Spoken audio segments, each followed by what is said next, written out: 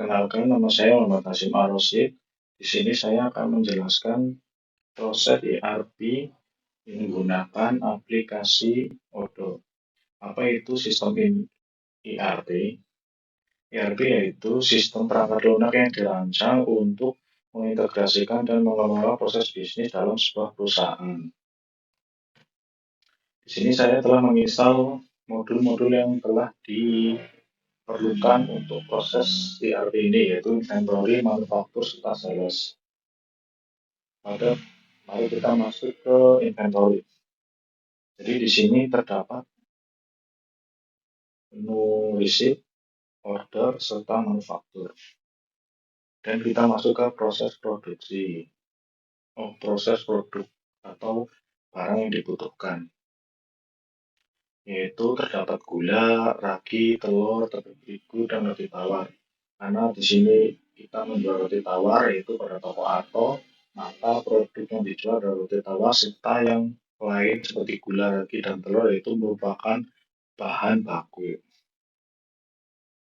Bagaimana kita cara membuat atau menginput bahan baku atau roti tawar. Jadi kita misal contoh kita new. Nah, di sini kalau kita mau menambahkan misal bahan baku seperti margarin. Karena margarin ini adalah bahan baku, jadi kita cukup centang bagian purchase yang sales dikosongin saja. Nah, dan sini juga ada goods yaitu produk. Kita checklist pada bagian inventory serta sell. Ini kita kosongin saja, dan pajak kita kosongin juga. Dan untuk cost misal margarin per unit tuh harganya kita ambil 20.000, purchase bisa kosongin saja. Tax kategori ini masuk bahan baku. Reference itu kode MR misal serta barcode. Ini bisa diisi terserah angka atau huruf. Dan kita klik save. Maka akan tersimpan di inventory. Kemudian bagaimana kita melakukan proses produksi, yaitu kita balik lagi ke menu utama, kita masuk ke manufaktur. Pada proses manufaktur order, kita juga bisa menambahkan produk. Nah, ini kita bisa mengecek produknya juga. Gula dengan kuantiti seperti ini, kita punya stok kita ada 9. Dan terbalik, kita juga bisa melakukan bills of material.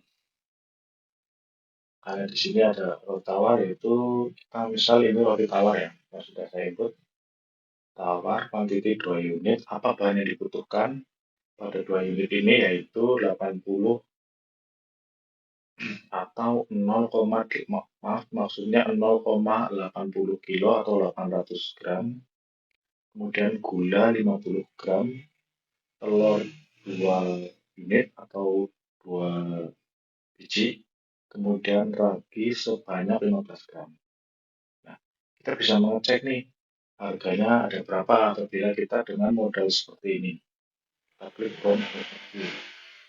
Nah, di sini terdapat untuk membuat 2 roti tawar dengan modal dan kuantiti bahan seperti ini, maka menghasilkan unit per kos yaitu 8.500.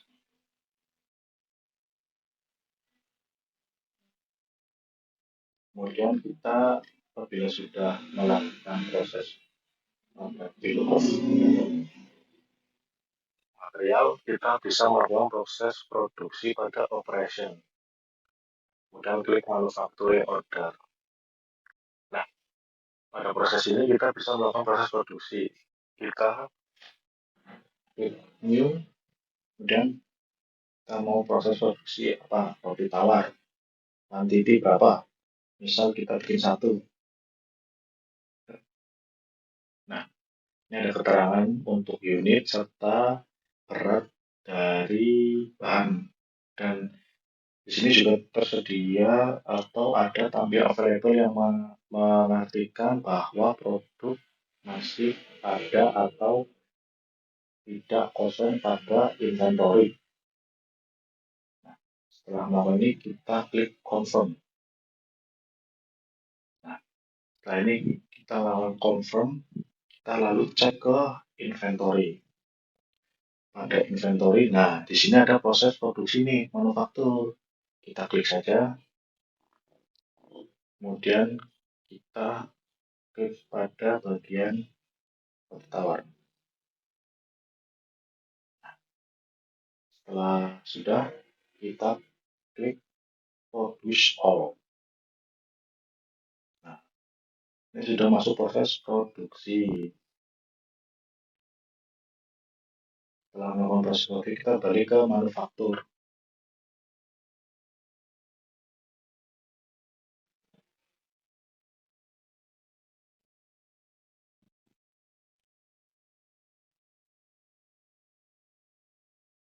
Inventory.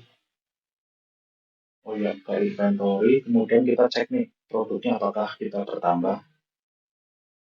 Nah, roti tawarnya bertambah nih 1 unit jadi 10 unit. Nanti proses produksinya sudah selesai. Dan kita bisa melakukan proses penjualan dengan mengklik sales.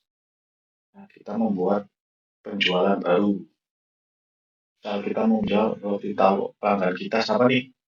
Misal kita ambil pelanggannya si ini aja yang udah ada, yaitu Lili. Nah, dia mau pesan berapa? Kita add produk. Misal dia mau beli roti tawar 3, oh 4 aja 4. Nah, setelah 4 ini terdapat jumlah harga dan kita bisa melakukan proses konfirmasi. Nah, ini sudah ada nih proses delivery, kita cek. Oh ya, delivery.